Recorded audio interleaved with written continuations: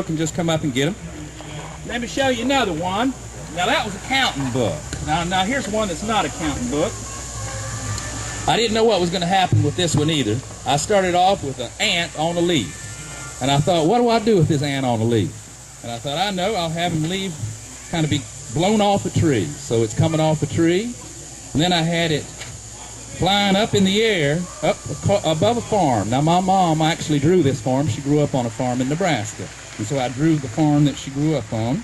It's up in the air, up in the clouds. And he's so far up in the clouds, a jet plane comes by. And that ant sees that plane, says hello. Then it goes way up in outer space. And there's a little astronaut doing a spacewalk. There's the Earth. There's sort of a comet going by. And that ant is doing fine in that outer space. And now he's going past Mars and Jupiter. And there's a space satellite out there. A fallen star. That ant is having a good time in outer space. And then it starts to come down near a planet. This is page 7. So I figured I better wrap up this story. I've only got one more page, and I decided to draw this star a little bit big. So this ant starts to descend on this planet. And what do you know? It's a nativity scene. And there it is. It's stop there. It's one of the magi. It's one of the wise men. All of them have antennas. There's a man from Mars, and there's a little fairy, and there's the ant. And there's the manger there, little cross. Or it could just be a gas station. It's up to you. And that's called Ant on a Joyride.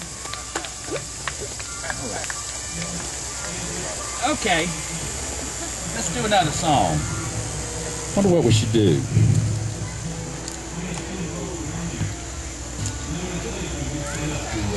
Let's do the mouse song. We're going to do a little mouse song, and everybody can sing. Yeah, we still do it in C.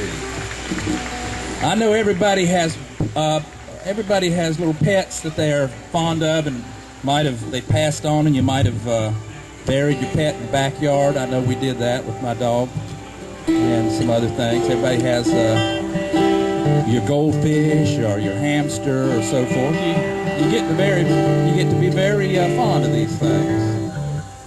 Well, I found when I was visiting a friend of mine that I woke up in the morning, and I was a guest in this house, and in the morning there was a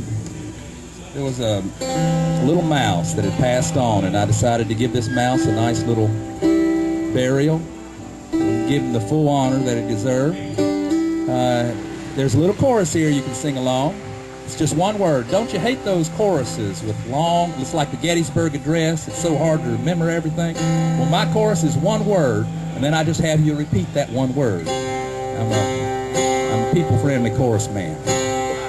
So I'll play the little melody of the song, and then we'll get to the chorus and we'll practice that together.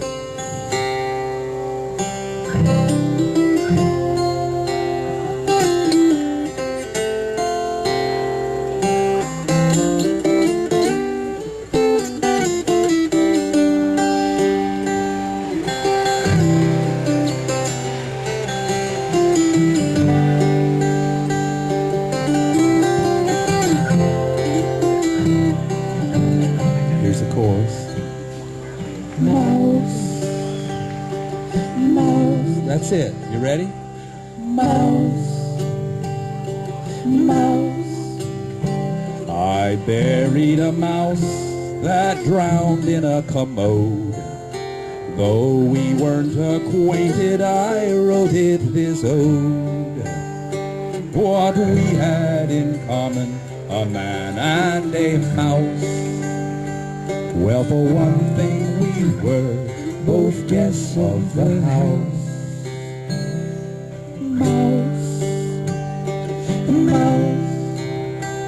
My friend was away, but left his door unlocked. Though by force of habit, politely I knocked. Then I went inside to make use of the house, and discovered, alas, a poor drowned mouse.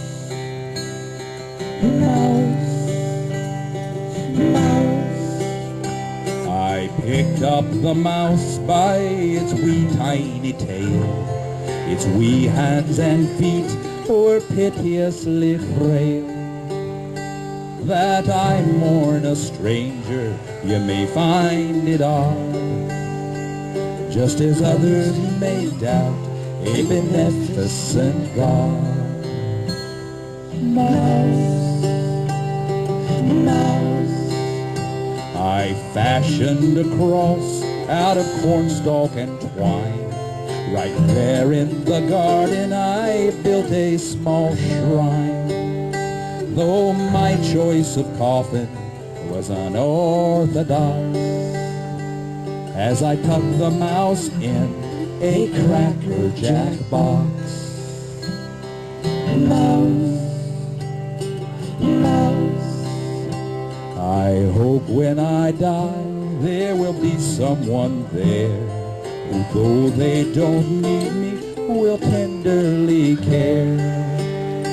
The funeral procession was me and some birds.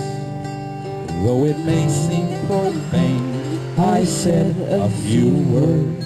I said, mouse, mouse. I buried a mouse that drowned in a commode. Though we weren't acquainted, I wrote it this ode. What we had in common, a man and a mouse. Well, for one thing, we were both guests of the house. Mouse, mouse, a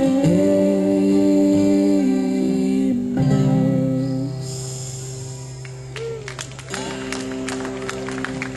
Thank you. Now, hope you, sometimes little things with the creatures bring our humanity out. So when I saw that little mouse in the commode, I felt so sorry for it, and I just thought it deserved a nice send-off.